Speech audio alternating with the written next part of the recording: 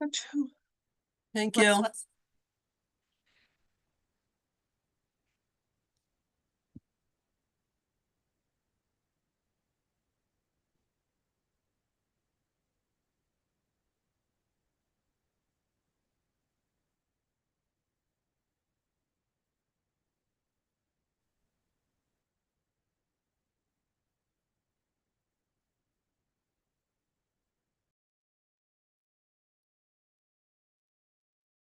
Madam Chair, Yes, Madam Chair. are we waiting for, I was just making sure that okay, Senator Hartley is on. okay. I thought Yeah, I saw she- Casey. Yeah, she should be on. She was all queued up. Let me go make sure she's joined. Thanks, Casey.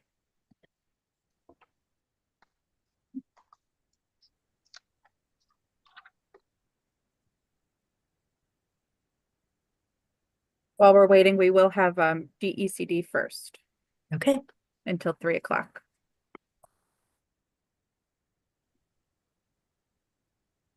All right. Well, since we're down to 29 minutes, do we want to get started? Just in case, since we just got the documents. Why don't we start with the questions that we left off with in terms of the questions we asked you to answer for us with various grants. Who wants to kick off? Anyone? Anyone? Anyone? Dan, you good to go? Good to go. Sorry, I just joined. That's all good. All right. I'm just saying, why don't we start with the various grants work session question? Great. You want me just to jump in? Yep, jump in. Thank you. This is a relatively straightforward dynamic, which is we're supporting the governor's budget. As you know, he did make Office of the Governor to make a 20% cut across the board. This is not about individual grants. It's about an overall approach. And we're ultimately, the decisions on specific grants and dollars is up to you all. We just simply made a cut across the board for simplicity. But ultimately, it's just the governor's budget that we're reacting to. Okay.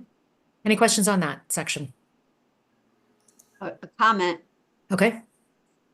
It was all legislative. I didn't see any, how shall I say it, contributions from the department When you say contributions, Senator, how do you mean? on the 20%. I understand that, but what do you mean by contributions? Well, it's all on the legislative side. We got to do this together, right? I see. Yeah, no, again, we're here in support of the governor's budget. I don't actually think that was our judgment call, but we're happy to work. We are happy as a branch to work with you clearly to get to the right outcome here. Yeah, that would be great. I don't think we were asked to make any contributions. If what you mean is cutting other programs. Well, we got a legislative and an executive balance we've got to get to. Yeah, no, we were simply, I don't mean to point at others, but we were simply reacting to an adjustment that was made in the governor's budget.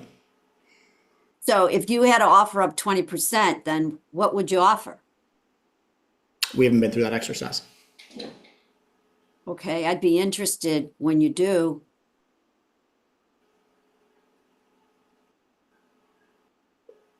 Well, so when you say when we do? Well, because we're trying to achieve a 20% cut here. Yep. So, yeah. I think I want to be clear though, just to be in the interest of not wasting your time. I think if there are programs you would like to suggest the executive branch cut, we might need some, I'm not sure that's going to come from the executive branch, to be clear. So Right. that means you won't be engaging in that exercise to try to figure that out? No, we're Completely happy to clarify. engage. No. We're happy to engage in the exercise. Okay. But if what you're actually asking for us is to effectively make an adjustment to the governor's budget, that won't come from us. So we're here to help. We want to get to the right place. We're here as partners. But don't ask me to what effectively would be make an adjustment to the governor's budget. I'm not in the position to do that. And if I misunderstand, tell me. No, I hear you, Commissioner. I appreciate your position. You appreciate ours. I guess I'm looking for prioritizations, right? And I think that sounds like an iterative exercise we're happy to engage in. It sounded like you were asking us to come back with suggestions. I don't think that's going to be Well, I think it's one and the same. It's about prioritizing. Yeah. happy to participate in an exercise of getting in a room to discuss relative prioritization. Yeah, that'd be great. Okay, thank you. Representative Walker, you had your hand up, but it's down now. You're good? Okay. Representative Dathan. Thank you so much, Madam Chair.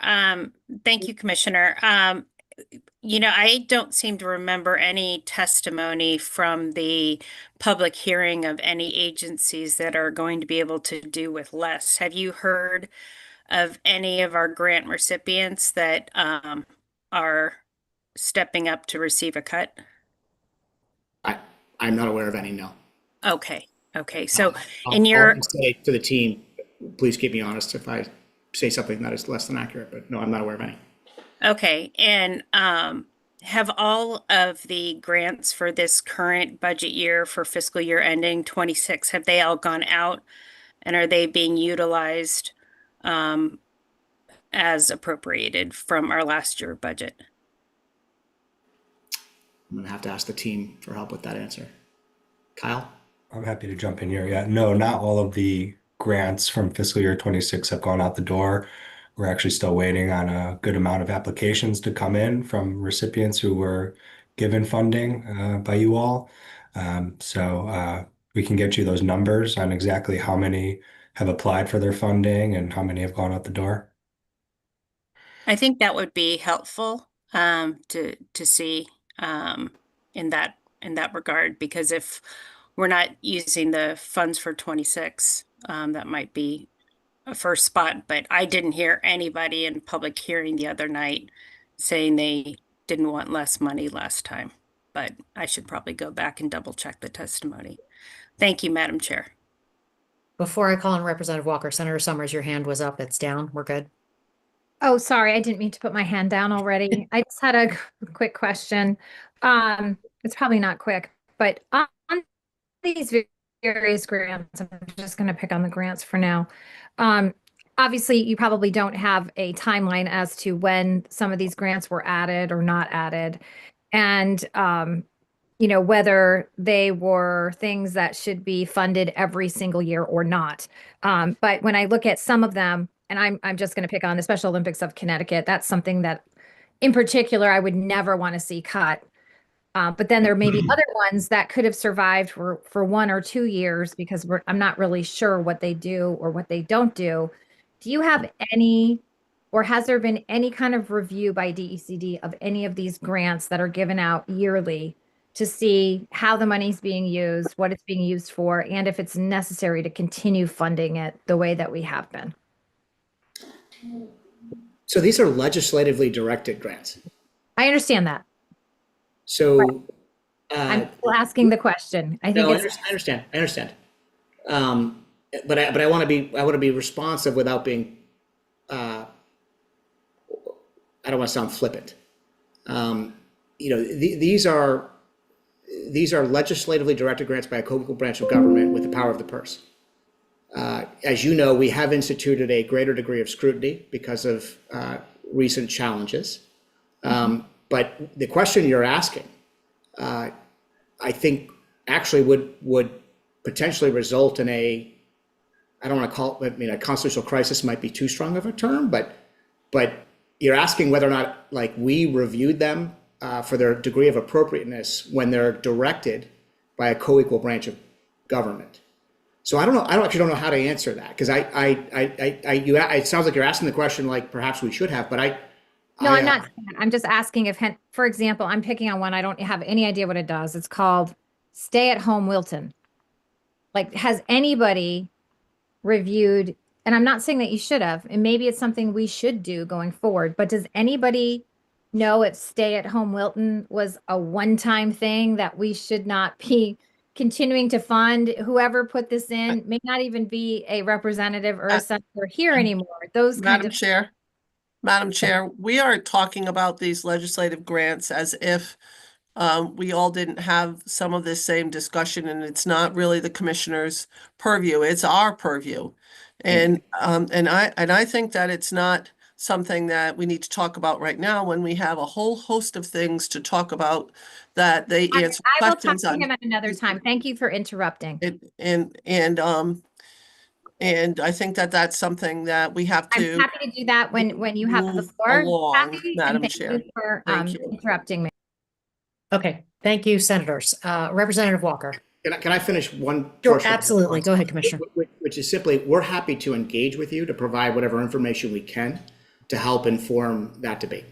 Again, we're here as partners, but I also want to create a pretty clear line on where I think it's appropriate for our involvement, and where it simply isn't. Thank you so much. Representative Walker. Thank you. Thank you. Thank you, Madam Chair. I would like, is someone here for OWS, Office of Workforce Strategies? Anybody? Good afternoon. Laura Baker and Grace Sue are both here. Unfortunately, Kelly is unable to join us. Okay, I'd like to know, did you submit your budget and your for this past year to us and the budget requests? Yes, You did? I believe so. We have we also answered everything in Rep Nuccio's set of questions, which included our budget as well. Okay. Do you have a specific question you want me to have No, answered or prepared for you? I was looking for the line items and everything for OWS. So it was submitted. Okay, let me pull that up and see if I find that. I may come back. Thank you. Okay, absolutely. Okay, Representative Nuccio. Thank you. So Commissioner, I can't remember. I think I came in late to this meeting. And your area is one that is definitely of particular interest to me on all the different SID levels that we have. And I think this kind of links into what Senator Summers was talking about. You know, you have a lot of different programs in here. And I'm sorry I didn't get to look through all of the attachments yet, but I don't know if you guys sent me the breakdown of the SIDs, you know, what the program is, who it serves, and any kind of metrics that you have on it. Did you guys send that over? So Bria, I think is saying something, but she's on mute. I was saying something. Thank you, Commissioner. I was going to refer to Kyle Abercrombie. We did receive your question regarding the SIDS. We have something like 186 SIDS in budget, or 100 SIDS in budget and 86 in bonding. And so what we had done is to provide you with the annual report that the agency promulgates, which gives a summary of each of our programs and their return on investment, as a way to address the question that you had asked, because we thought that better got to the heart of the data that you're seeking. Okay, I haven't, like I said, we've gotten a lot of attachments. Might not have seen that one yet. But specifically the ones that are not the legislative grants, like all of the other line items in here, as Senator Summers was saying, if I look at, for instance, there were 1, 2, 3, 4 that were just added in the last budget.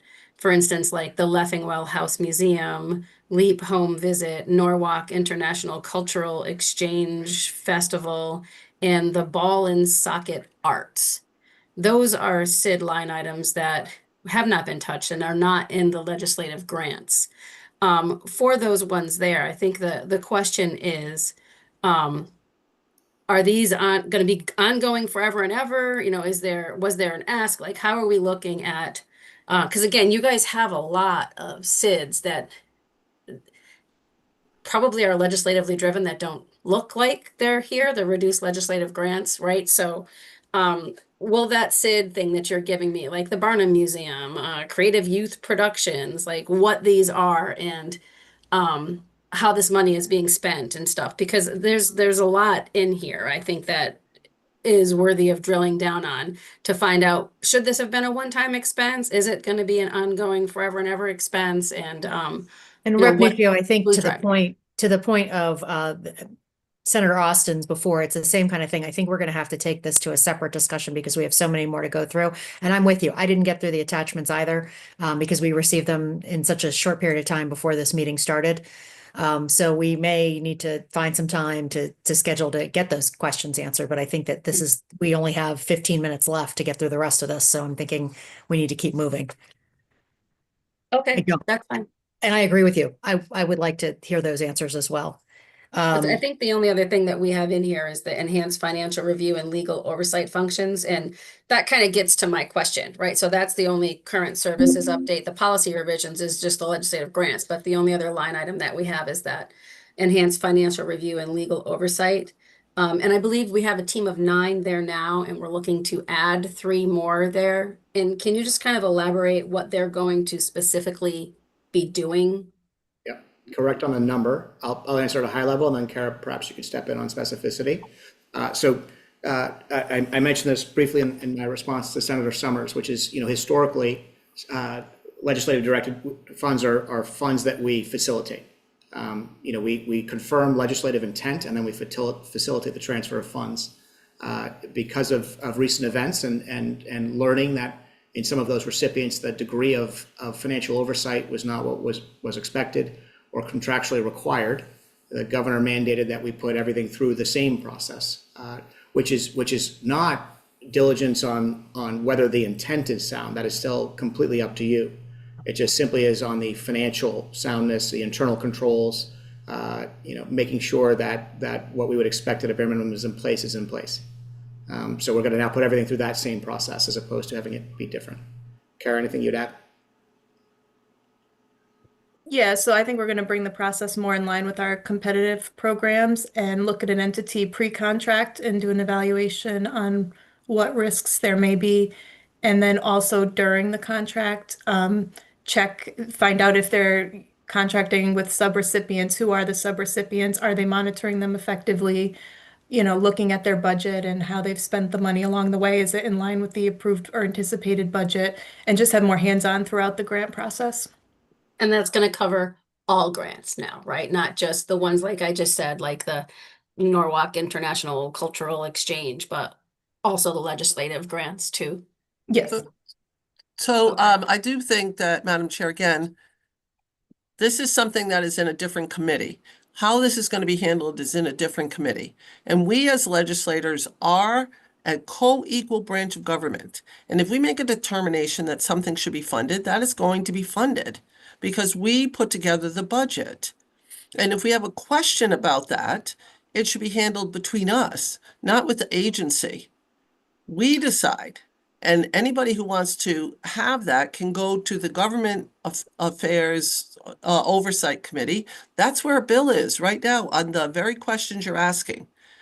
We are here to talk about the agency's budget right now. Kathy, this is the agency's budget. Financial review and legal oversight functions. It's literally adding 3 people for $343,000 to their budget. I want to understand what those people are going to be doing in relation to how all of this works. So this is directly involved with their budget. So I think what you've given me is fine. If you could provide like a detail of how that process works currently, I'm very interested to see how it flows and what your checks and balances are, and like how we would validate like all of your SIDs and stuff like that. So if you could send that process over, I would really appreciate it. And I would like to make a comment here. This may not be the appropriate forum, but for everyone's shared thinking, there's going to come a moment where I'm going to have to call one of you, and it will be me, and say that we're not able to fund something, not because the intent isn't appropriate. That's all you, right, but because the internal controls aren't in place. And I'm not looking forward to that phone call. Mm-hmm. So I do hope through this process we find a path of shared understanding of what we're expecting at a minimum. Again, it will have nothing to do with intent. It will have to do with controls. I appreciate that. Thank you, Commissioner. I appreciate it. And if you could send that information over, I would greatly appreciate that also. We will. Representative Walker. Thank you. Thank you, Madam Chair. This is about the OWS budget lines. I don't see anything in the packet on budget except what I'd like to know is how much money do you have in your agency for expenses, for operations? I'd like to know what your spends were this past year for operations. I'd like to know if you have OE, anything that has to do with OWS that you are paying for. That's what I'm looking for. I don't have anything like that. If I'm wrong, please send it to me, but I don't see it in the packet at all. I saw Good Jobs Challenge, which is good.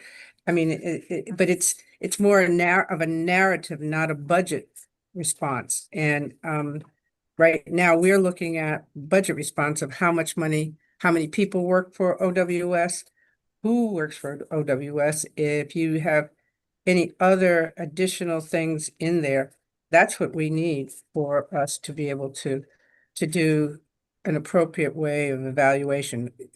It's something that we expect everybody to provide. So Representative, we'll get that over to you in a table. Would you like me to give you any sort of brief overview right now? yeah, I mean, you can give us a verbal, but it would be better to have the document so that all of us could look at it and things like that. But I mean, yes, if you want, go ahead. I will How much- happily provide it to you. It's a very simple answer because we have one single line item in the general fund budget for $1.3 million. It covers 9 staff, of which we are fully utilizing. We have no vacancies on the books right now. And of that $1.3 million, 35,000 are for our operational expenditures. And we are on track to net zero for FY26. But I'll certainly provide you everything in a table. So you have how many staff? I'm sorry, I didn't hear that. 9 general funded staff. 9 staff, okay, and it's 1.3 million, you said? Yep. And Oh. as part of that is $35,000 set aside for O&E. Okay, and so you have no other items that you have to pay for as far as your agency is concerned? We try to do as much as we can out of the general fund. We have some other discretionary WIOA funds that we can use on some things, but we typically don't use that bucket for our operational expenditures. So Okay. our office supplies, our travel specifically comes out of the O&E budget. Okay, but I'd like the accounting of the WIOA funds too. That's one of the Sure. other items I was looking. Do you Okay. have other fund? Do you have other funds? Do you have bonding funds? We have some bonding funds as well. Okay, we'd like to have that. I'll Why get am you I the full telling table. you? Anything financial. You want everything? Yes. Okay. So maybe it was good that we talked about this, but otherwise we could talk about this all day. But yeah, any funds that you have access to for your operations is what we're trying to look at, okay? Of course. Okay, thank you very much. Of Thank course. you, Madam Chair. Okay, thank you, Madam Chair. Representative Dathan. Thank you very much. And I think during the last hearing with the OWS team, I was asking about the update on programs and initiatives. And I think you had supplied in previous years like a report of the initiatives from OWS. And forgive me if it's in our email somewhere, but it was one of the questions I seem to remember asking. Yes, absolutely. We recently released our annual report and Yeah. supplied that to all the clerks as well.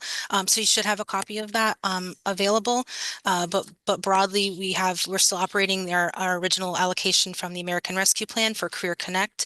That is going to expire June of 2026, and we still have Good Jobs Challenge as well. So we are still rocking and rolling on some of those grants.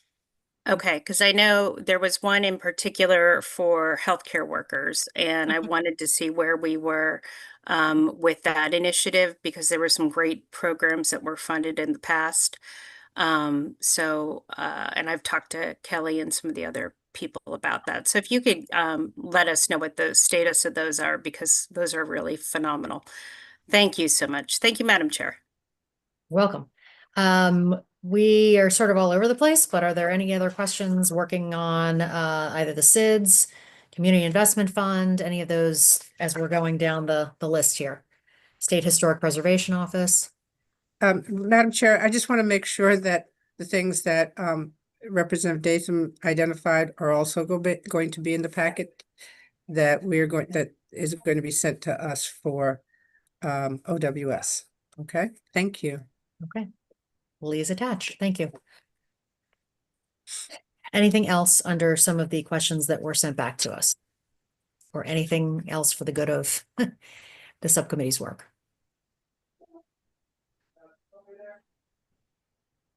Okay, seeing nothing. I'm sorry, can I just ask one question? Yeah. I think they answered it in the committee, but the Cannabis Social Equity and Innovation Fund, it was zeroed out for 26 and 27. And I wrote down a note that it was moved to an off-budget account. Could you just elaborate on that a little bit? I believe we'll let our friends at the SEC answer that. Christina or Brandon, are you on? Brandon is. Yes, I am. And excuse my background here. I am leaving the legislative office building and in my car, and I'm not driving. So yes, last session we requested that the Social Equity Innovation Fund be an off-budget account per the original intent of the legislation that would allow the organization, the agency operating within DECD to respond in a bit more innovative way based on the types of programs that we administer. But we still report out to the legislative body, this committee, and everyone else who requests our budgets and our programs. So Brandon, did you send then a breakdown of what your expenses are and what you're spending money on? Was that asked for, or is that included anywhere? That was not requested of us, but we are more than happy to provide you with all of our information, our budget, et cetera, I would love that. and what's also currently available in our fund. I would love that. If you could send that and like any kind of explanation again, like of how you guys are spending it, what kind of programs you're doing, and how are you looking at it from an efficiency perspective, anything like that, I think would be great. Absolutely. Thank you. No problem. Okay, we look forward to that. Thank you so much. Any other questions that have come up since we started talking? Okay, well, we have 3 minutes left before our next one starts, so I think we are good. Thank you so much to ECD. If we have any other questions, I'm sure we will be sending an email. We look forward to receiving the packets from you, and thanks again for being here. Of course. Thank you all. Everyone stay on. That's on the next one. Thank you.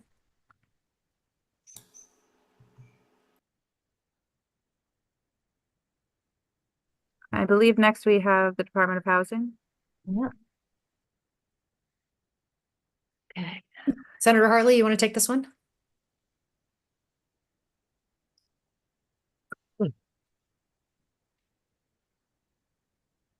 Okay, all good. And the Commissioner, good afternoon, and your team.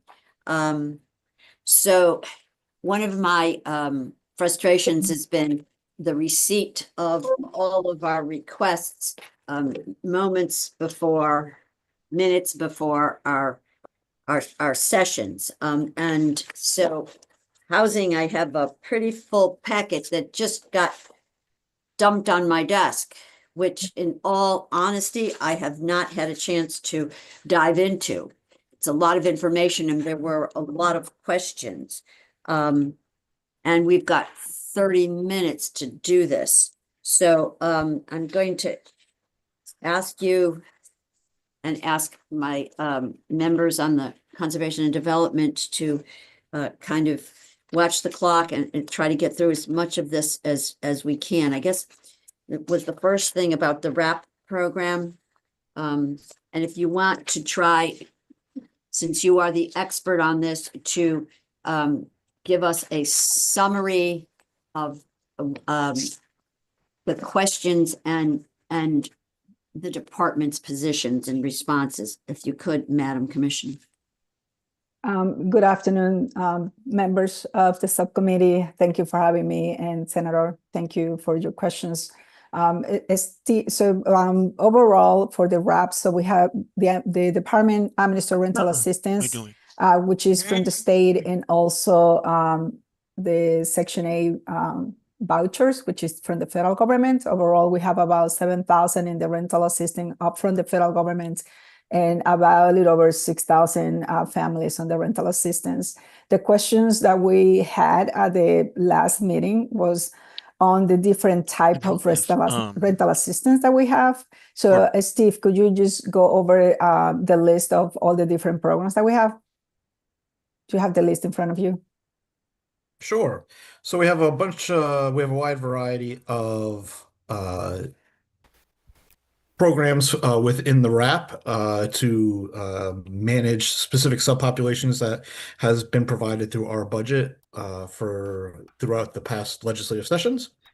So one of the first ones is we can talk about just the regular RAP program, which is basically monitored after Section 8 or mirrored after Section 8, in which there is an opening of a lottery.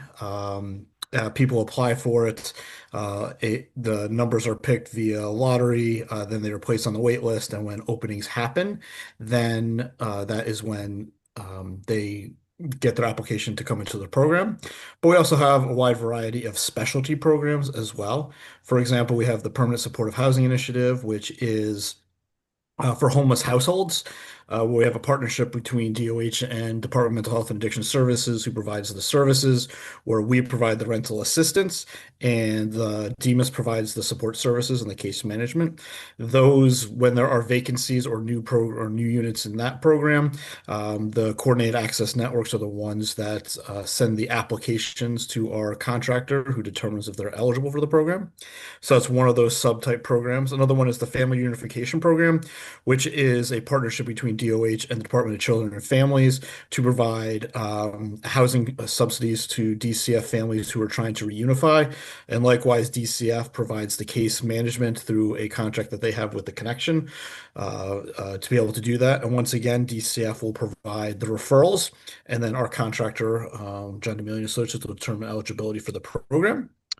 We also have some smaller type programs like the Connecticut Collaborative on Reentry, which used to be called the FUSE program, which was a program that, or is a program that looks at people that bounce back and forth between the homeless service system and the criminal justice system. Those people who are being arrested for minor crimes and they just kind of go back and forth. And it has shown that by providing stable housing with case management and a permanent supportive housing model has been successful in reducing that bouncing between the two systems. We also have a collaboration with the Department of Social Services with Money Follows the Person. And that is where we try to, or DSS tries to identify people in nursing homes that can live independently, but for the reason that they can't afford housing. So we provide the rental subsidy in that case, but those referrals come directly from DSS. And then we also have some other minor programs like Social Innovation Fund, which is a healthcare issue, very similar with permanent supportive housing for high-cost Medicaid users. We also do things with homeless veterans when our push to end veteran homelessness, where we set aside some RAPs for people who were not eligible for the federal VASH program. We also provide some level of subsidies for our state housing portfolio to stabilize those buildings so that they're able to maintain their status as affordable housing for a wide variety of households throughout the state. And the newest one that we're working on is once again with DEMIS. They are taking money from the opioid settlement to create a program called HERO, which is Housing Empowering Recovery from Opioids, which is the same model that we have with supportive housing, where DEMIS provides the case management and the services, and they provide us, in this instance, the funding to go to our contractor to manage the rental assistance portion.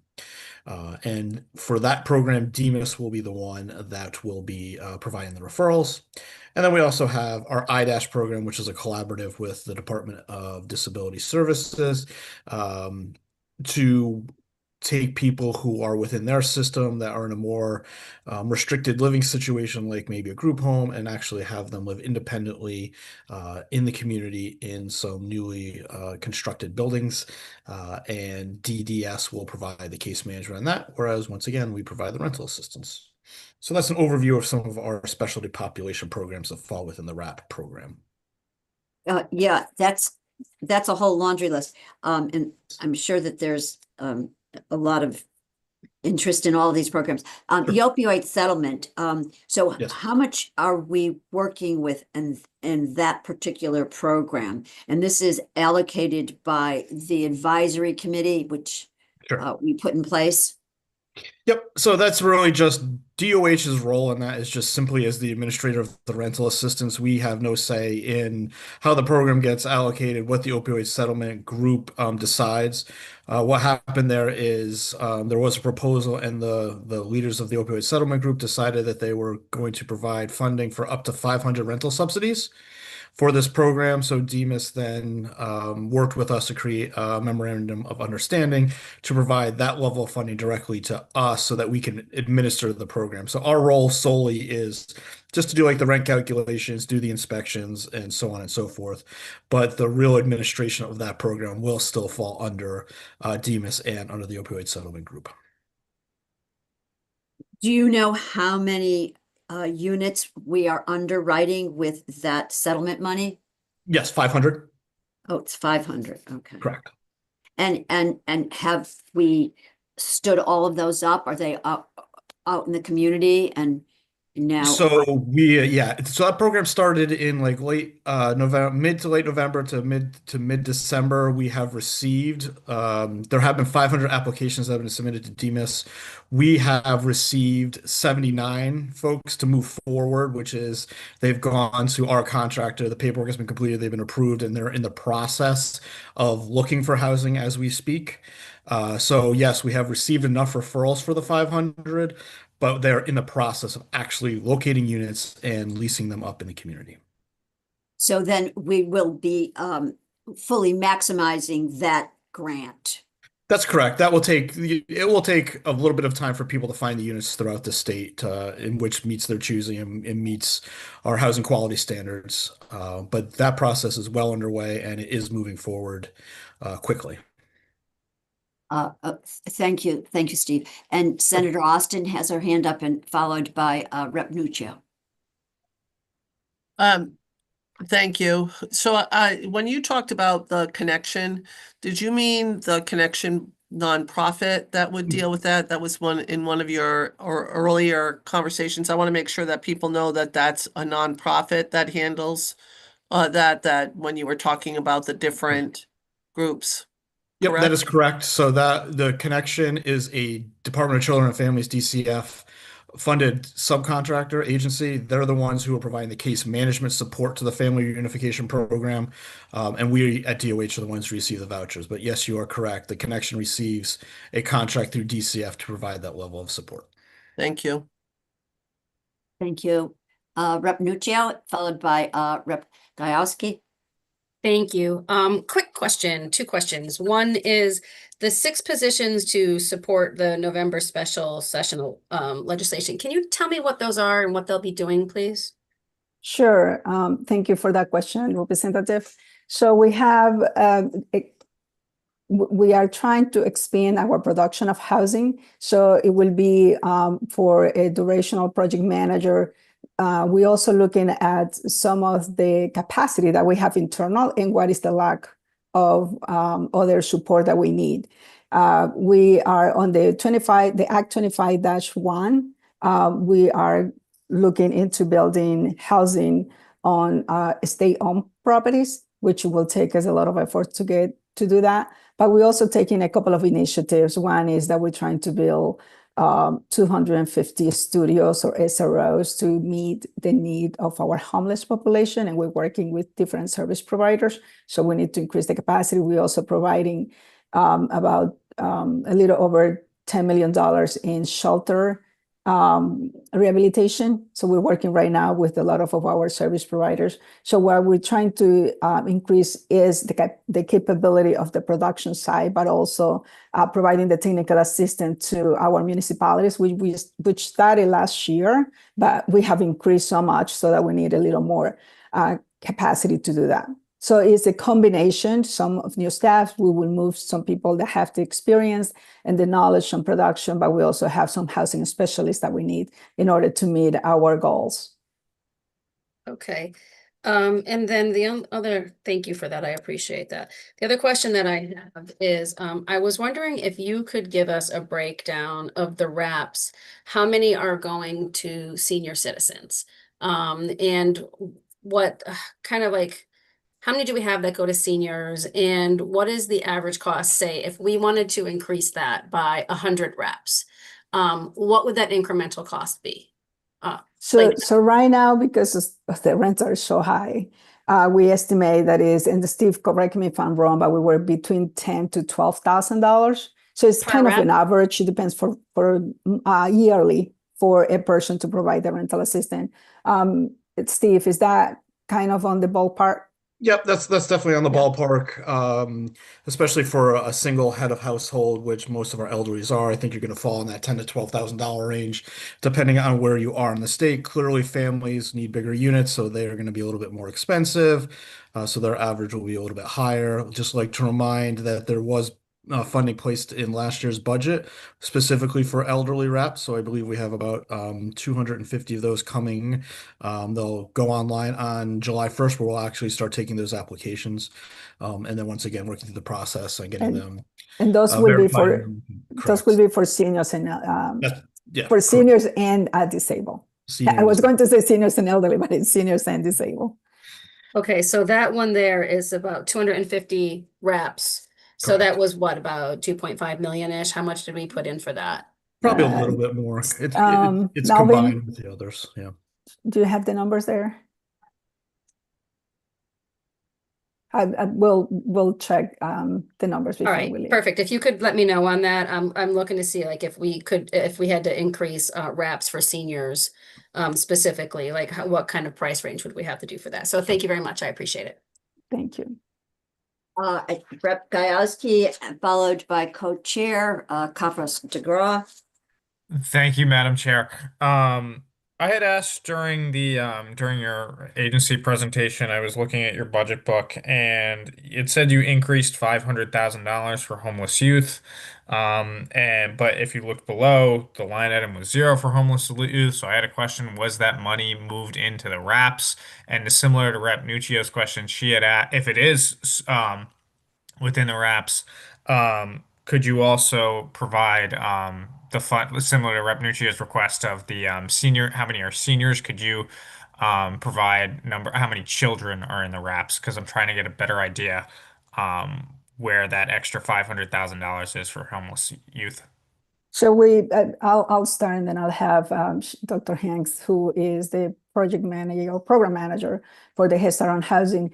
It's called youth, but it's really for students K to 12. So we started last year, we started a program called Head Start on Housing, and it was to support families that were at risk to become homeless, and they had kids in Head Start. So we leveraged the Head Start case management, and we provided a wrap or rental assistance so the family would avoid to go into a shelter, especially with little kids. So this $500,000 is going to help us to provide the case management to the next group. We're going to expand from Head Start to K to 12, where we are going to work with the McKinney-Vento, with the Department of Education, to ensure that and this is kind of a prevention thing that we're trying to do, is before a family goes into a shelter, that they have substandard conditions, are going to be, they are house insecure, that we can intervene with the Department of Education, do a case management.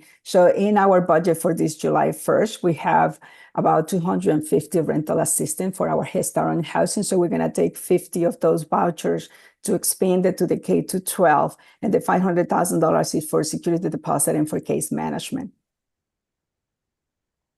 Okay. I understand the program. I just want to know what section of your budget's in, because that's not clearly stated. Is it in the wrap section? It is in the homeless, yeah, the wrap session. Okay. Steve, just Sure. I don't want to. Yes, yeah, so it is under the 16149. If I believe we shared the budget with you guys, so the 500,000 is being added to the C Homeless, 16149, which is the homeless and services. Okay. And then can we just get I know you said it's about 250, but can we just get the breakdown similar to Rep Nuccio's request of the seniors? Thank you. Okay.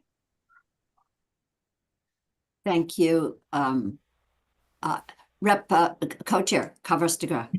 Thanks. I admit I have not had time to go through the entire contract, but I just want to confirm on the CCEH piece that that was not about fiscal accountability or financial oversight for the entire DOH agency.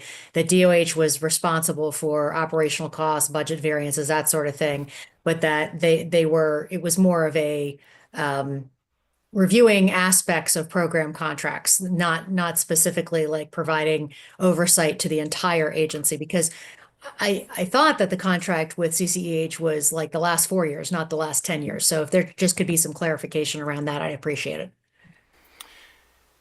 Go ahead. And Melvin is our CFO, so he's going to speak on that.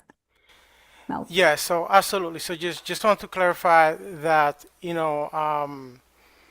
the 10 years was just meant the consistency between the issue that we were having. And yes, to confirm, your point and provide some clarification, absolutely, absolutely. The services that were provided by CCH, we did an RFP. There was some fiscal in the prior contract. We decided that with the RFP that was conducted, that it was best if we excluded those services from the RFP. And, as an agency, we decided that it's best for us to bring those services in-house for more, internal control and more accountability and program oversight as well. So with the 500,000 though, is that including personal services and everything that, soup to nuts for 6 people is $500,000? Yes, absolutely. Yes. So that will be for 6 people, and that program and that division will be for the entire agency. Correct. Okay. And then Commissioner, back to you, that you mentioned the $10 million for updating the shelters. Was that the 10 million that was put into bonding? Yeah, and so Okay. we have right now, we issue a request for proposals, is an open request for proposal, and we have now coming in, and we're helping many of the shelters with some capacity. We hire a consultant that is working with them to make sure that we move those projects along, because those we want to really do it in a most expeditious way, because Well, we and know some of that them it's probably need needed. it sooner than later because Yes. the state of the shelters. So, okay. Thank you very much. Thank you, Madam Chair, Co-Chair. And if you don't mind, can I go back to the budget question again? Sure. For the elderly and disabled? It's 3.7 mil, and it accounts for 250 vouchers.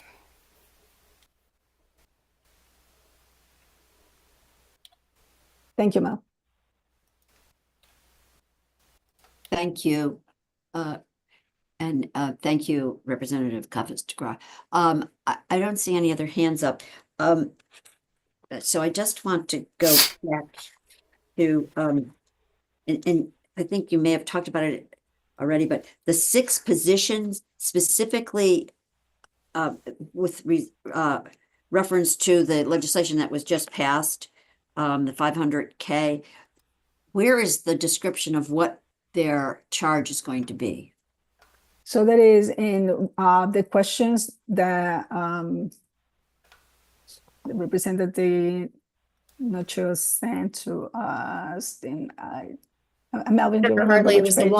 the one that we got submitted initially as part of all the documents, but then there was a second one that said it was the final answer of the questions.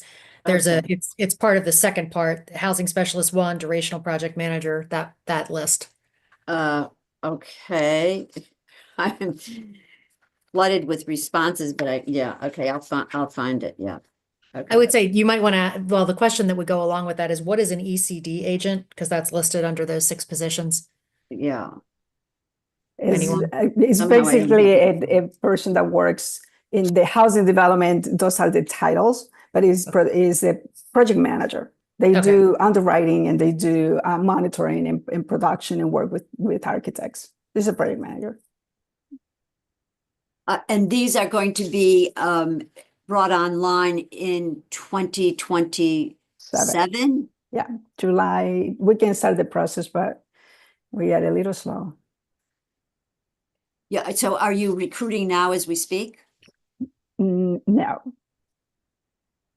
We have to wait until we have the authorization July 1st. July 1. So Yeah. July 1, you're going to be out there Yeah. recruiting. Yeah. Okay.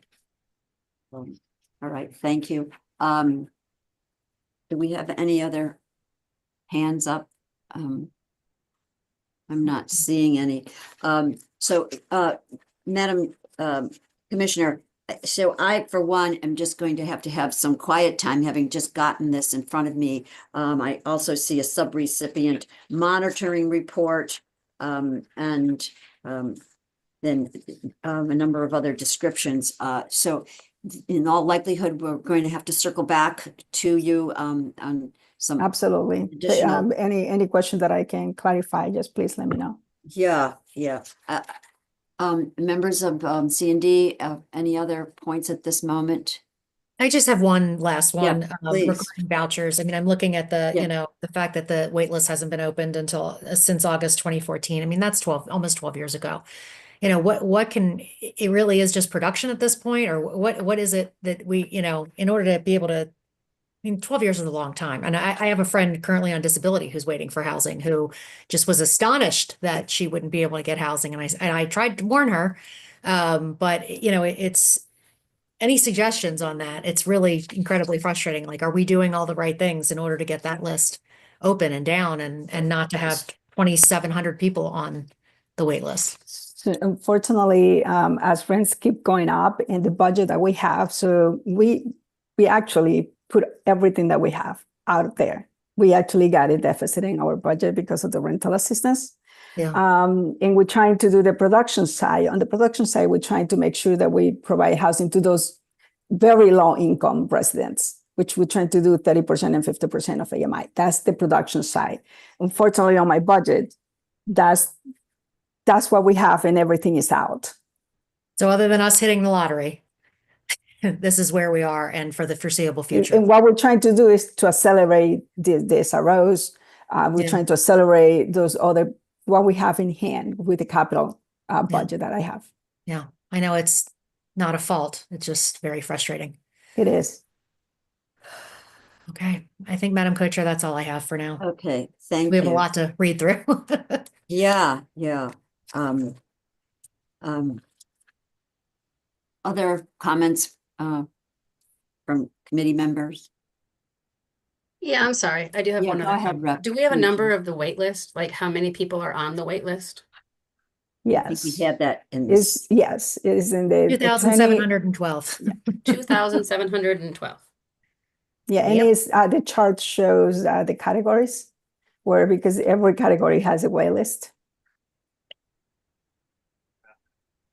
And on average, how many a year are we able to accommodate? I mean, that's a massive wait list, but I mean, on average, what are we dealing with? Steve, do you have that number? $33 million. That's what it comes down to. We would need $33 million to take everybody off the wait list. Sure. So I think how many do we get through in a year's time, Commissioner?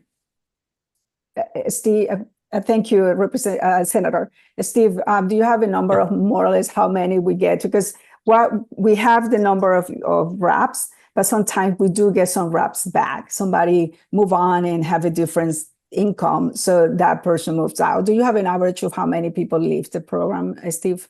Sure. So when I started this conversation, I was kind of giving a breakdown of each of the specialty programs within RAP, like the permanent supportive housing for homeless, the money follows the person for folks in nursing homes, and the stuff for the DCF program. So when you look at the RAP as a whole, we have about 6,500 people that are on the RAP program. However, when we talk specifically about that wait list that has the 2,712 people on it, that only talks about the regular RAP that is mirrored after Section 8, which is approximately only 1,500 of the entire 6,000. So the numbers of turnovers, therefore, are relatively low. Hence, that's another reason why you'll see an extended wait list on that. So on an average year, we would probably see in that regular RAP set aside for the lottery, we would probably have about a turnover of 75 to 100 people in any year, but also we'd have to look at the budget to make sure that overall we're not overspending in the entirety of the budget, inclusive of all of the specialty programs. So that can limit turnover depending on the year. This is awfully complicated. I need a Venn diagram. I'm happy to discuss further if you need to. It is complicated, yes. There is a chart, but we still have to memorize all the acronyms first. Yeah. Representative Datham. Thank you so much, Madam Chair. And I'm sorry if you did say this, but when you say that there's 2,712 people, is that families, people, or is it like if you have one family living together, would you have 4 separate RAP applications or just one for the whole family? It's 2,712 households is probably the proper Households. term to Okay, use. yeah. So a Okay, household yeah. could be one person, or it could be 4, it could be 8. We have one that we just did that had like 9 kids, so it was a household of Okay. 11. So it yeah, only sorry, goes household. down by one. Okay, I thought that, and I just thought I'd double check. The second question I had, Steve, and I think you showed this last year, was the wait lists by sort of region in our state. Sure. Because if we had some ideas of where the needs mostly were, we'd be able to hopefully um, make sure that our investments go to those sort of same areas. Sure, Thank we you. didn't pull that this year, but we certainly Yeah, I can. was gonna say, I thought Um, you had mentioned it yeah, and maybe I missed something. So there's so and much going on and I appreciate you guys sure. doing all this stuff. Thank you, Commissioner, as well. One interesting piece of that too, we can break it down. However, just because somebody comes from a certain region of the state, what is great about the RAP program is you can live anywhere in the state of Connecticut. So say you want it from this Right. community in this area of the state, you can move in the exact opposite area if you so chose. Hmm. Granted, most people generally stay in the region, but we do have that flexibility. Yeah, I was aware of that. I just thought that kind of is helpful for planning Sure. purposes. So thank you so much. Thank you, Madam Chair. Thank you. Off topic of the wraps, can you just give us a real brief thumbnail on the crumbling foundations? What we do, the department is supposed to do is pay for inspections. This is when somebody's going to buy a home. We pay for the inspection, and we work with the COGS, and they submit that inspection report, and then we pay for that. What is that? What you asking, Yeah, Senator? I guess I'm just wondering, where we are in that universe of potential individuals with this situation. I mean, are we kind of cycling through it, or do we continue to have a number of instances where we've got this crumbling foundation situation? Joan, I'll So, drop the latest report off from the CIFSIC Yeah. group, which has all of that data in it, because this one position they don't come to the meetings. So I'll drop that off. Okay, I'm just wondering, are we kind of seeing the end of this situation, or are we still headlong into it? They're figuring 2030 should be the end of 2030. CIFSIC. They're looking to disband in 2030. Yeah, okay, that's kind of what I needed to know. Yeah, and so Co-Chair Kavras DeGraw. Last one, and I don't mean this to be like a knife, a pointed, sharp question, but we're bringing the fiscal accountability in-house. I think that is not, at least there will be fiscal oversight. That's good news. But like, how did we get to a point where for 10 years, I'm looking at the Department of Housing, the subrecipient monitoring from the Bureaus of Public Accounts. Like, how did we get to didn't obtain all required programmatic reports, didn't monitor for subrecipients for overdue programmatic report? Like, how did we get to that point? So I'll try to be brief and very to the point. Yeah. I came into the department about 7 years ago, and the department did not have any business office. The department was under another agency for fiscal, any business dealing with. Okay. There was many issues on different audits because perhaps the staff was not there. So my first step was to make sure that we had a business office, that we got a CFO, and we have been able to get the staff that we need in order for us to provide that oversight and monitoring. So, and when did you become independent of the other agency? 3 years ago. But I think it's 3 years ago. Michael, do you remember? It's the same. Commissioner, and again, thank you, Representative and Senator Hartley. Actually, we just finally broke free last year, where Melvin, our CFO, has been able to take over what I would say is 99% of the business functions of the agency. And who were you under before? We were formerly under the Department of Economic and Community Development. Of course. Okay. Silly me. Forgot. That's okay. We did.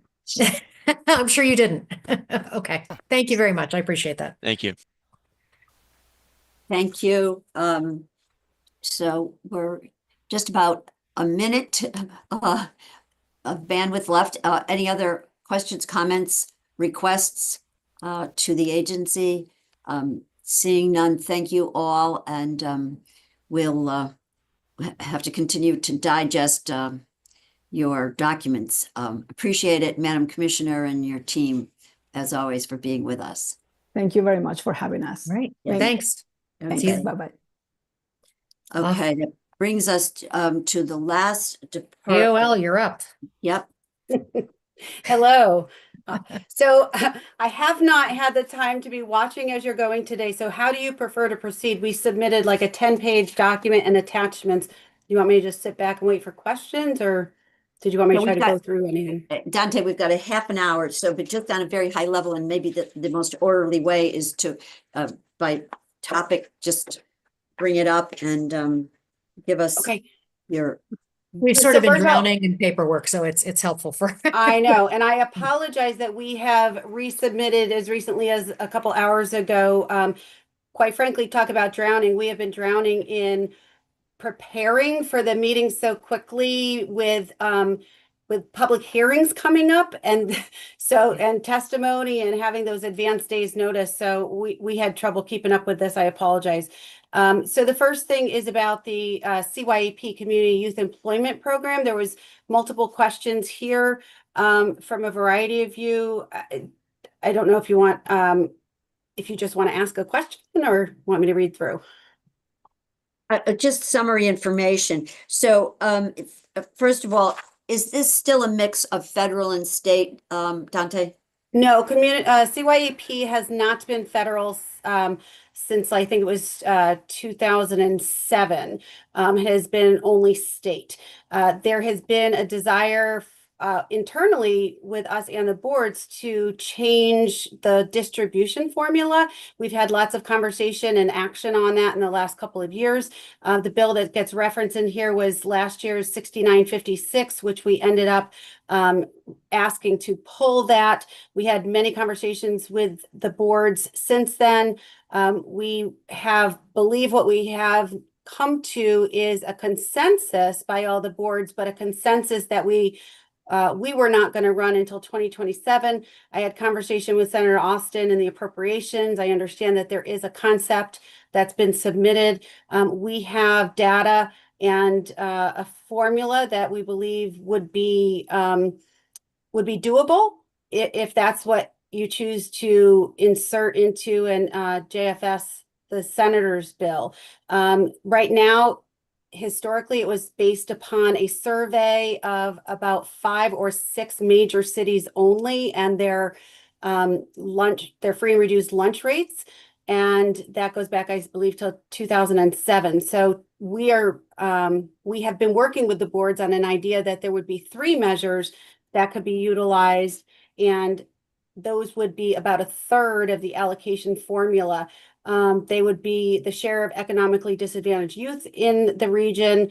The free and reduced lunch price would be incorporated still, and then at-risk youth as defined by a public act in 2024, rather than just the one free and reduced measure, and that could be a formula utilized going forward. And that's a formula you say that all of the boards are in agreement on? I have, I had outreach after the last appropriations meeting. So I'm going to say, to my understanding, the 5 boards have come to an agreement that would work for them, although we did not submit a bill because of the late date by which that agreement came to be. That's my understanding. We had said we would put it forth next session. But I'm trying not to speak for them. I have made it very clear that I don't want Department of Labor to be picking winners and losers between the regions, because all the funding does go to children throughout the entire state, which is why I did not submit this session another bill after past experience and after having a difficult time getting them all to be on board. I think we are there. With if you look at the attachment that we put forth, there's a specific attachment that describes the history as well as what we've been working with them on for our formula. Yeah, I'm trying to find that attachment. It would say I think it's the proposed revised Oh, CYEP revised formula. 33-3 mm. Dash 3. Yeah. Yep, 3 mm, yep. Okay. That also so- shows the current formula, what's in there, and again, that it was just based upon, so like right now, see what Capital Workforce Partners gets like 32.5%. And then it goes down to EWIB, which gets 10%, but it was based only on free reduced lunch in a sampling of cities long ago. And is that the formula that we was original and we've always operated on? That's the original formula? Since the federal funding for the summer youth program stopped, yes. There was a mistake when it was put into statute. It was left alone. There was a swapping between the amount that the Waterbury would get versus Bridgeport. It was left alone. It's continued that way all along. One thing to just note is that when last year, one of the reasons I pulled the bill was because we all worked really hard to try to come up with something that we thought would work. We were starting off by mirroring the distribution for the youth funding for WIOA. What we realized, though, inadvertently, and it was brought to our attention at the end, is that would have limited the participation age 16 to 21 and not include the 14, 15-year-olds or the 22 through 24s. So that's why this does not specifically say that it mirrors the WIOA funding, but it gives 3 measures to attribute a third of the allocation to. So at best, the formula that we're working with is dated. It's dated, it's static, and it is Yeah. not representative of the current demographics for youth in those areas. Yeah. Okay. Well, I suppose, having some consensus among the boards is a major step forward in terms of us being able to contemplate some kind of update on this. Yes, again, I report that our conversations with them says that we finally got there. I just would want you to not rely only on what I've said, because I did get a question after the last appropriations. Okay. Any other questions on that from C&D members? I don't see any hands here. Okay. We had this conversation about the geographic lines of the workforce boards. And there, it seemed like in the response, I might have referred to pop-ups. It wasn't about the job centers. It was about programs. And my question is really based upon the fact that this model is, obviously statewide, and we don't want to be duplicative or competitive, because then I think we are wasting our resources. And so that was the nature of the question, because while I see that the guidance is such that it does not identify the fact that one board, has to stay within whatever the defined region, but where is it that we have an understanding that we're not competing with each other, we're not duplicating, we're trying to use every dollar in the most expeditious way? Well, so I thought a lot about what your question was and kind of dove down with my team. And I think the best way to explain it is this. There's various funding sources that come to each of the boards. So if we're talking, let's start with the WIOA funding that comes to our agency that we administer and contract out to the 5 boards. At this moment in time, I am not aware of any WIOA programming which a board has established outside of their region. There are likely instances where, as we said before, a program participant may come from over a border, but find it easier to go into a different region to receive services, and that is allowable. But I'm not aware of any WIOA programming being done, set up shop outside of a region. Then there are the state programs, the earmarks, if you will, the pass-throughs, however we want to talk about them, that come through our agency and that we contract out to each one of the boards. Now, those are often statutorily prescribed, although they don't all have statutory language with them. In a couple cases, the statute says that funding will be used for statewide programming, even though it's provided to a particular or multiple boards. That we know of cases. We also are aware of some of those where one board has the contract with us, but then subcontracts out through their own arrangement with another board to be programming within, for them to, continue that program within their region. So we're aware of some of those scenarios. We are also aware that there are external, whether it's federal grants or whether it's, philanthropy grants that boards receive that they do program into the entire state, but they don't ever come through us and we don't have any involvement. We are not aware of anything else that involves us that could explain necessarily the situation that you were speaking about. But I've really tried to identify if there is a particular scenario, I'd be happy to try to respond to that. Okay, thank you for that. And yeah, I'll try to get you some specifics. Clearly there are initiatives like the military to machinist, statewide, but the nexus is with certainly one particular board. That is not what I'm talking about, nor am I talking about the American Job Centers, of which there are, one in each district, each region? There's one comprehensive in each region. Which is the federal requirement. So we have 5 regions, we have 5 comprehensives.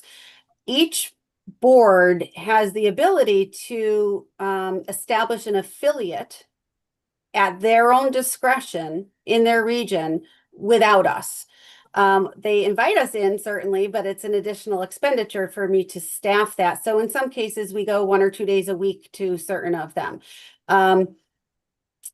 I am not sure the number to date when we count all of those. Some have been closing.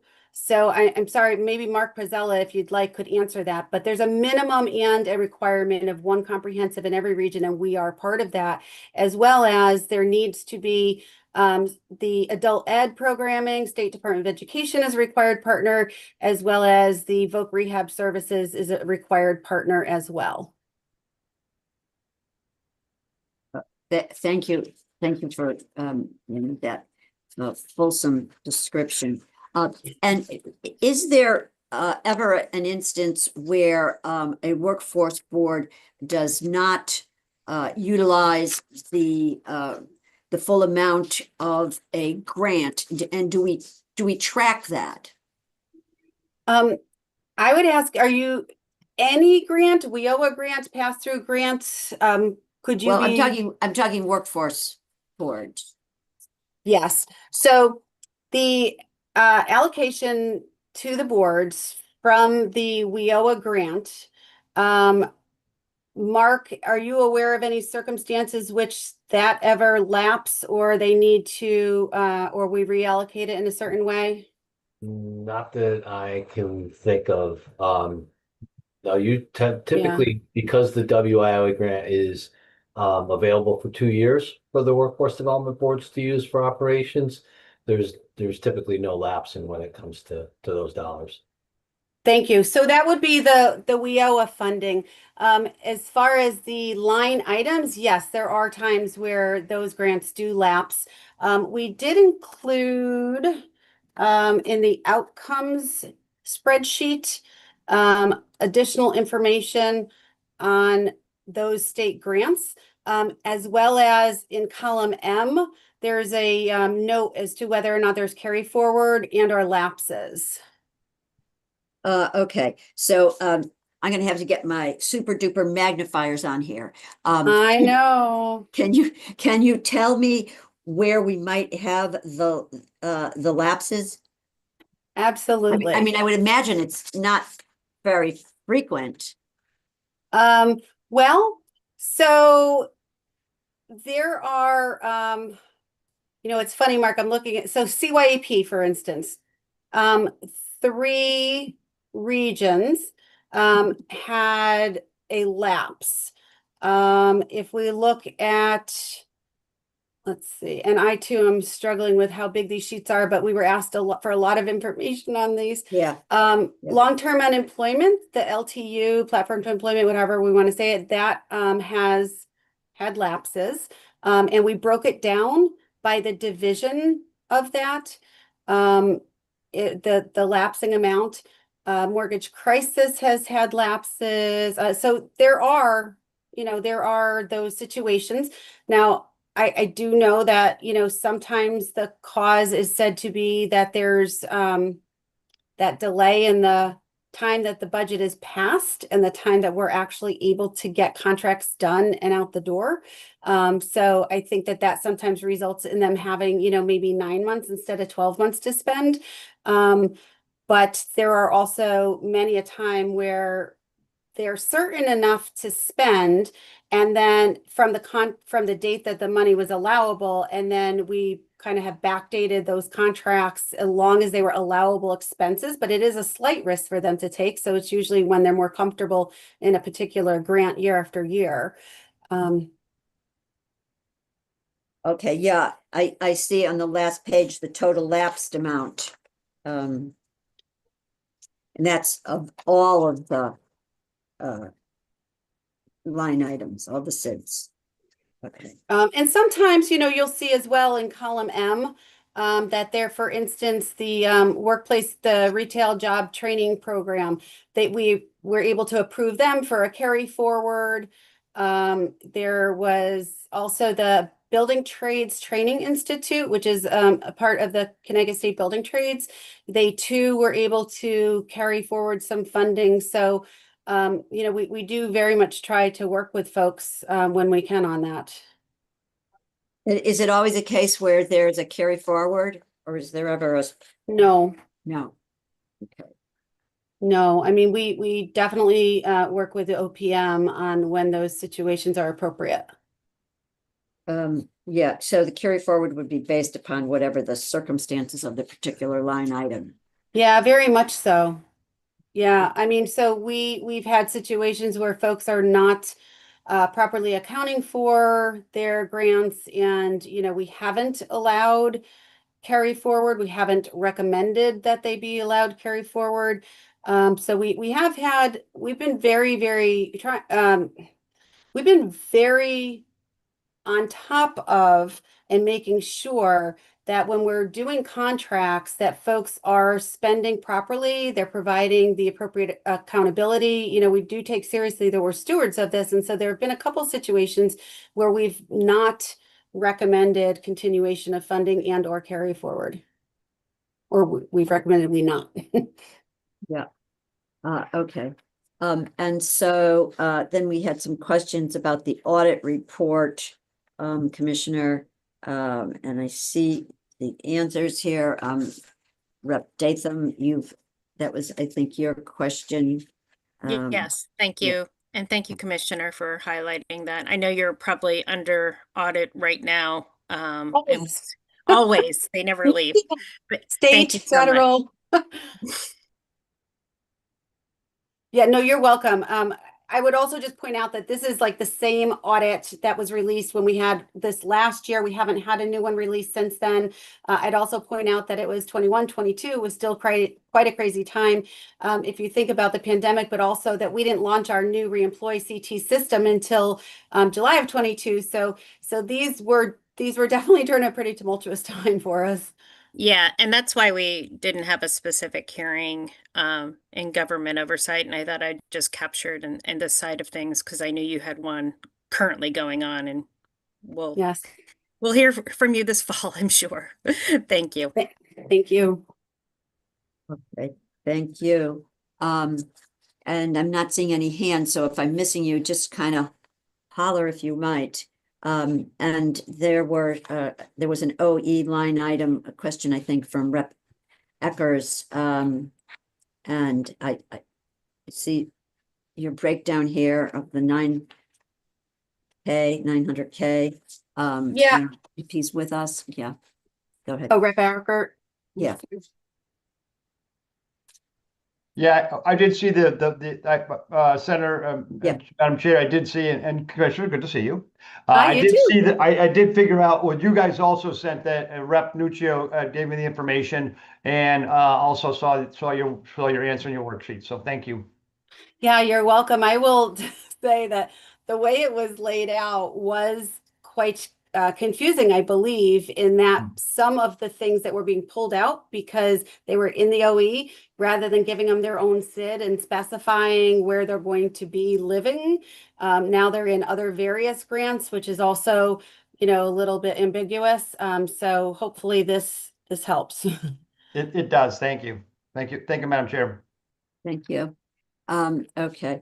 And I guess there was a question brought up about the breakdown of regions, seeing higher UI times, and I see your response here. We don't know where these calls are coming from. I don't know if Rep. Reyes is with us at the moment. But totally appreciate your description here. If there's I just want to pop in for 1 second. Is it possible, maybe as a follow-up to that, could you tell us, like, do you have, or maybe you know off the top of your head that you don't have this data, but is there like data for, like, we're getting more calls?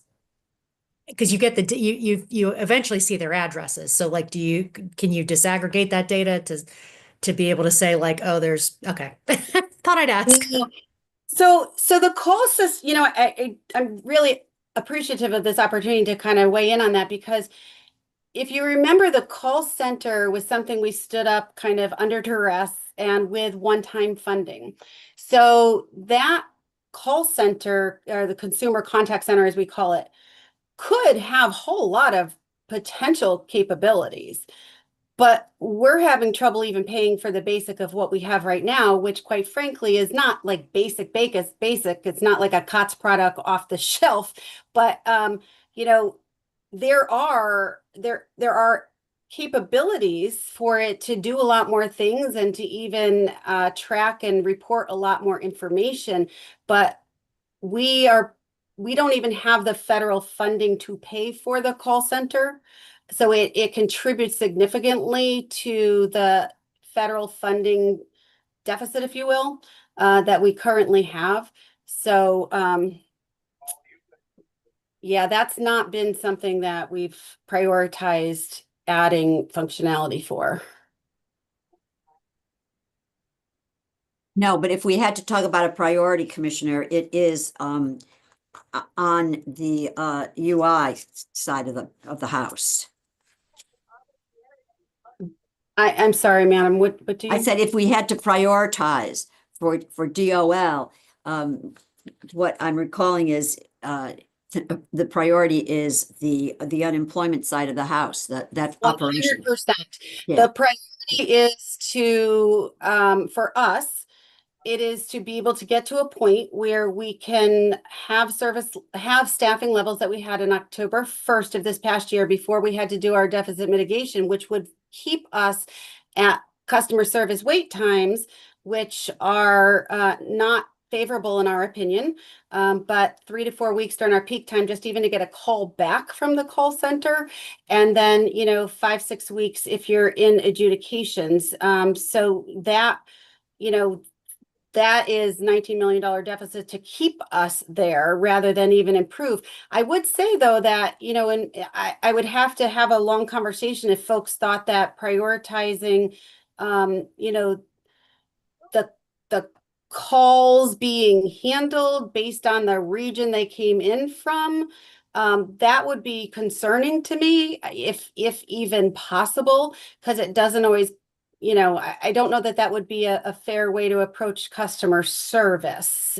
I will say, though, that in the American Job Centers, which we do have in Waterbury, in Rep. Reyes's region, we have, especially during peak times, we set up additional terminals And so that if you have an appointment and you don't have a way of doing that, you can come in. You can also, at times go and do a walk-in and use our computer systems in there to try to help folks in that area if that's a need of theirs. We have that in all 5 of them. Okay, so yeah, the number is 19 million just to be where we were in fourth quarter 26.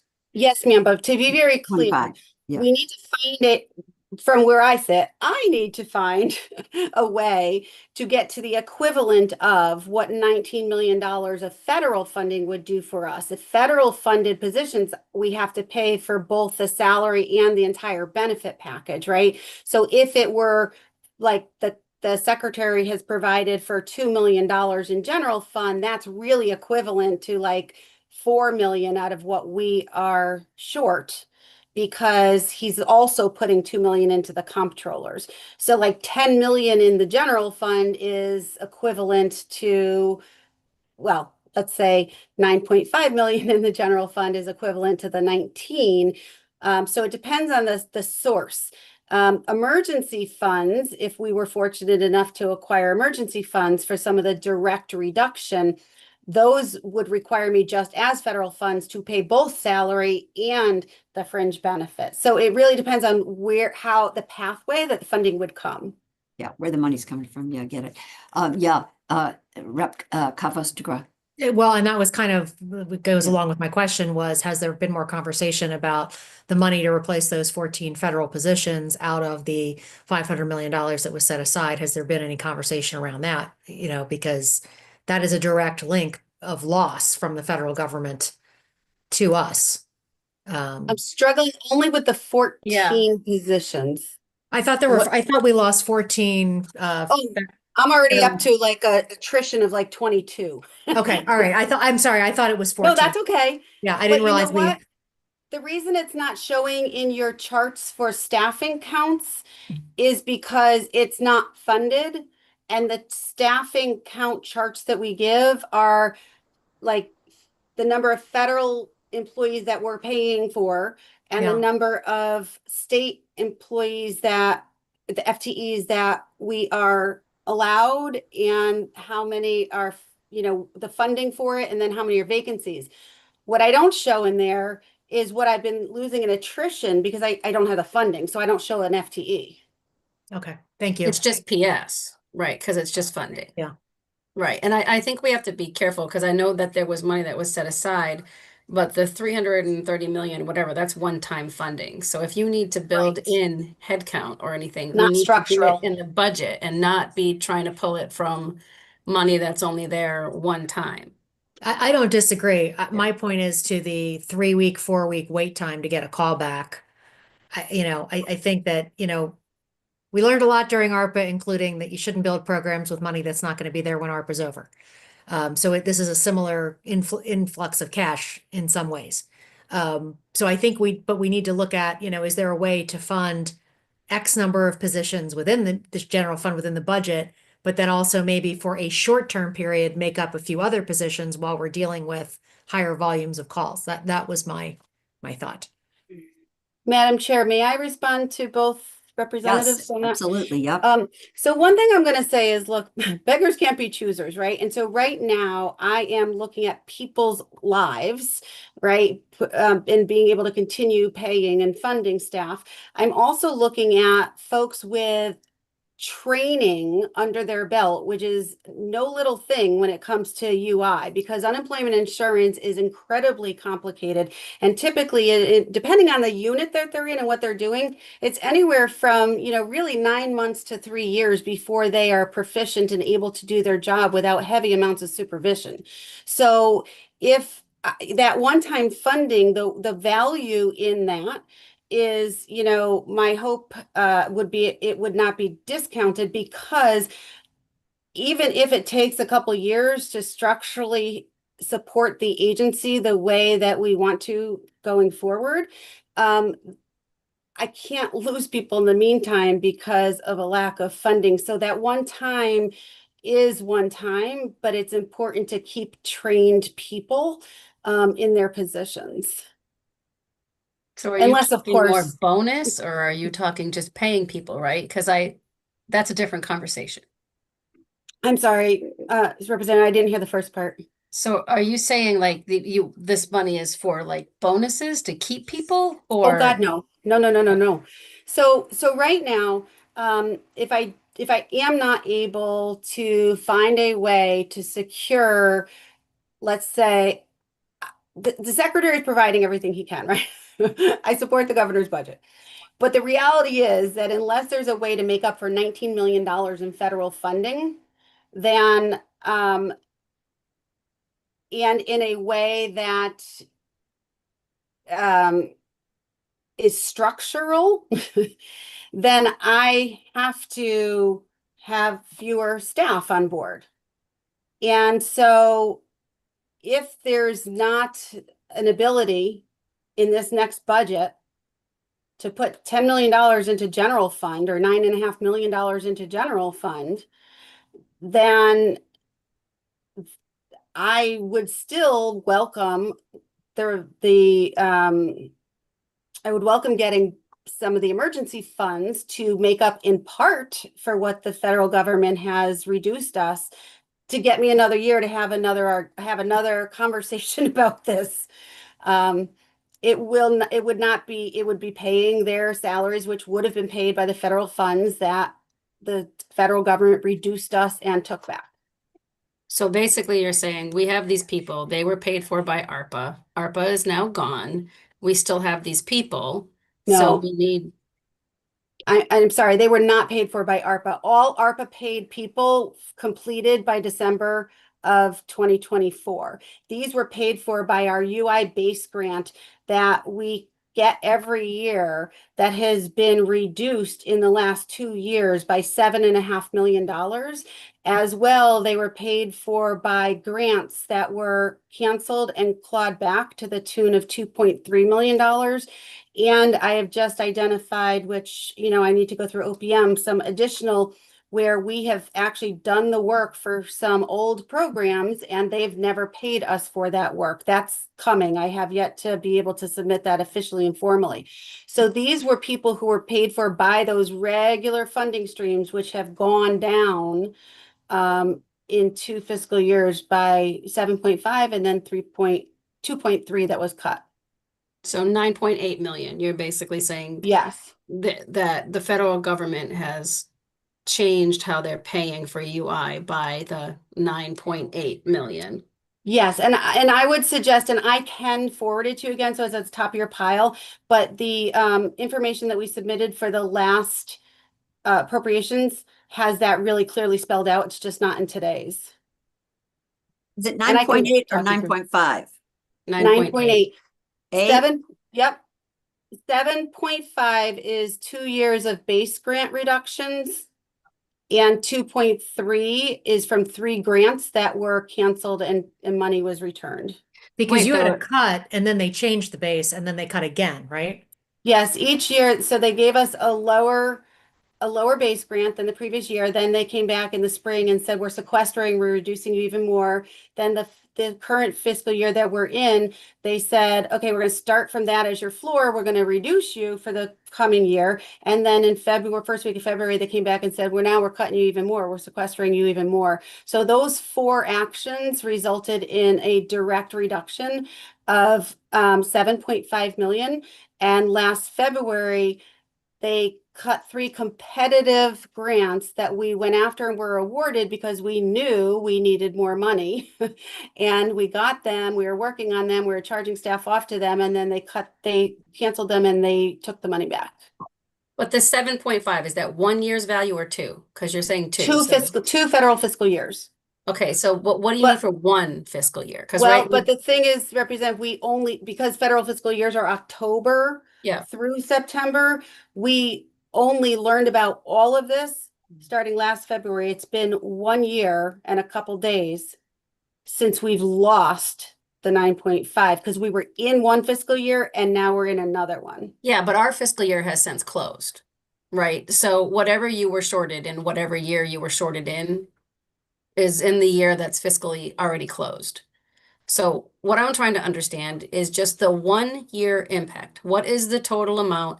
If we were to say our fiscal year, which is July 1st to whatever, right? So you've got July through September of their old federal year, and then from October to June, which would be our fiscal year. What is that number? Because it's not 7.5, because 7.5 is over 2 years. So what is the 1 year? What do you need in your budget to fund those resources for the 1 year? Well, I'm going to give you a number, but I'm going to tell you that that is not the way that the funds work, because the funds are provided to us for 5 quarters. And so there is carryover permitted by these funds and budgeted in and forecasted in. So the 2 years do not align, but I can tell you in each federal fiscal year, let's see, 1 second. 7.5 minus 2.7. And I think I have Chris on here. Chris, do you want to check me on this? But my understanding is it was 2.7 the first federal fiscal year and 4.8 the second federal fiscal year that we're currently in. Chris, if that's wrong, 2.7 fiscal year 1 and 4.8 fiscal year 2. Correct. So if we said we had to replace it this year, it would probably be the 4.8, the second fiscal year. It's it's a higher amount. Well, no, ma'am, I'd actually say it would be the 7.5, because we're allowed 5 quarters to be using the funds. So we would have been using those funds still into this year. So the impact to the agency, if that's what we're trying to do, to look at, the impact to the agency is the funds from those 2 years, which is the 7.5. Right, but even at 5 quarters, right? If you're using 2.7 million at 5 quarters, it's not 2.7 million. It's 2.7 million divided by the 5 quarters, because it was 1 quarter that you'd be using in this year, right? You're giving me 2 full-year expenses, right? 2.7 million for fiscal year 1 and 4.8 million for fiscal year 2, to say that the total is 7.5 million, but that's then covering 8 quarters and not 5. Well, I think we could certainly look at it a variety of ways, but also the fact is that there is a 3-month gap between the state fiscal years and the federal That's fiscal July years. through September, yeah. And there's the additional quarter that we can use it in. So it does overlap, and it's not as clear cut as aligning what we're asking for the federal fiscal years and yours. I mean, I'm happy to have my CFO chime in. Yeah, because this, I'm an accountant. This doesn't make sense. You're talking 8 quarters, 2 fiscal years, 5 quarters, even with the 3 months, you're still maximum getting a year and a half. So like, I don't understand how we're being asked for the 7.5 total, which is 8 quarters and 2 fiscal years. So the CFO, can you help me understand this?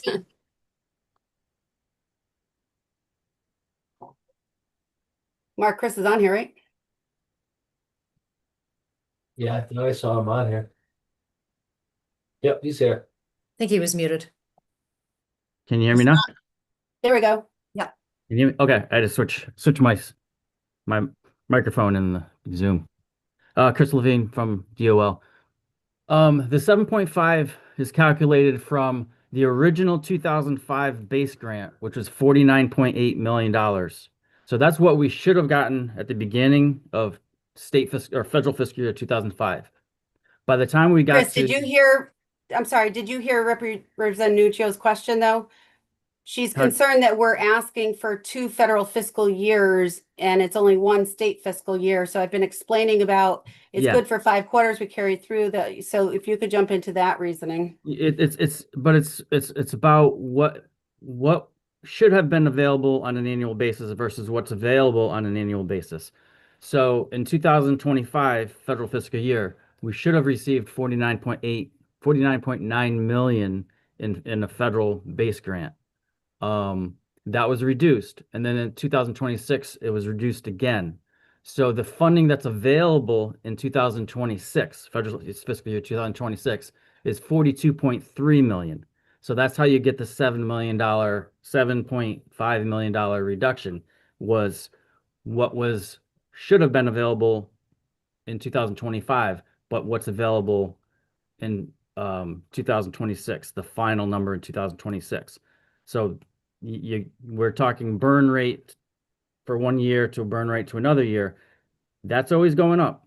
But the federal funding 2 years ago should have been 49, and this year it's going to be 42.3. So that's a $7.6 million difference of what's available from the federal government. That makes sense. The other way did not make sense. So basically 25 to 26, 7.5 million difference in what we're receiving from the federal government. Yeah. Yep. Okay. Chris, you're gonna have to teach me your language. Okay, but it comes down to 7.5. Yeah. Year to year reduction in what's available. Yeah. Okay, got it. And All right. how are we doing from an unemployment, like call claim perspective? Steady, higher, lower? I know. So we are actually at the slightly higher than last year. We are about quote unquote like normal pre-pandemic. We're right around pre-pandemic normal, but slightly higher than last year. Okay, so my next question is going to be, if we're at pre-pandemic normal, what is the higher cost for? Is it just the raise, the increases, the stuff like that? Because if we're back to pre-pandemic level of like claims, but we're nowhere near pre-pandemic level of expenses. You know, we're talking adding 50 positions, the call center, all the stuff that amped up during COVID, right? But now our claim volume is back down to pre-pandemic, but our call level is not. Well, so we actually, there's a lot in that first appropriations document. If ever you want to go over that again, we can happily do I that. will. I will. We just have to read it. Well, I can also set you up with Chris to have some more conversation if you would like. So the challenge is that we were not receiving enough federal funding even before the pandemic. The only time we've been receiving enough federal funding has been during the pandemic when they were having all kinds of ARPA and CRF and everything coming our way. There is federal, nationally, and we are in this trend. The program's been 16% underfunded since 2009. And the reason we did not have a call center going into the pandemic was because since 2015, we've not received enough federal funding to even have one. So we had eliminated it in 2015-16 because we didn't have enough money for it. So then we put people into the American Job Centers in 18 places around the state. And if you had any question at all, so you would apply online, any question at all, you would drive to an American Job Center and meet with somebody. So when that became not possible, that's when we used ARPA funding to stand up a new consumer call center. So that's right now with today's staffing levels and today's service levels, that's a $10 million expense that we've not had the funding for even before the pandemic. So the 50 positions that you're looking at is the state in 2023, for the first time ever historically, began paying general fund dollars to support the UI program. There are many states that actually have a significant contribution. Connecticut just had not in the past. And so since then, now the state's contribution is about a third of the cost of the call center. Still not 100% for something we knew we couldn't afford. That plus the reductions that we've just talked about, as well as, the RJM, which is the funding model that the feds bring forward, does not account for things like the unemployment rate. It doesn't account for state specific, contracts and packages and those kinds of things. So we actually have money for we get fewer staff from our funding streams than from the base grant than some states, which have lower expenses, for instance. So that shows, there's a graph in that first submission of testimony, which shows kind of where our base grants have been going, but then also where our cost has been going. And our base grants have been coming down and our costs have been going up, call center and other things. So we were not, Chris, do you have in front of you? I don't have that 10-year in front of me of what we've received for base grants because proportionally they have not kept up. They've continued to drop lower. So we have all these documents to read, Dante. Why don't we read those documents and then can have another meeting relative to what's going on, and then we can have OFA review the documents to see if they concur. Sure. Okay, thank you. Is there any closing remarks, because we are past our bedtime here? And thank you so much, Commissioner. Yeah, it's a lot to go through, and there are a lot of iterations of it. So it's, yeah, got to kind of focus on this. Yeah, go ahead. To meet with, whomever wants to and review things. I know these working sessions are really quick and short, but if you'd like us to dive deeper at any point at your convenience, please let us know. Yeah, thank you. I appreciate that, and the staff is always very helpful. Are there comments from colleagues, C&D members? Seeing none. Thank you so much, Commissioner, and your team as always. And yeah, unfortunately, this won't be the last time we talk. Thank you for being here. Fine. Thank you. Bye-bye. Bye-bye. Thank you. That'll do it for conservation and development.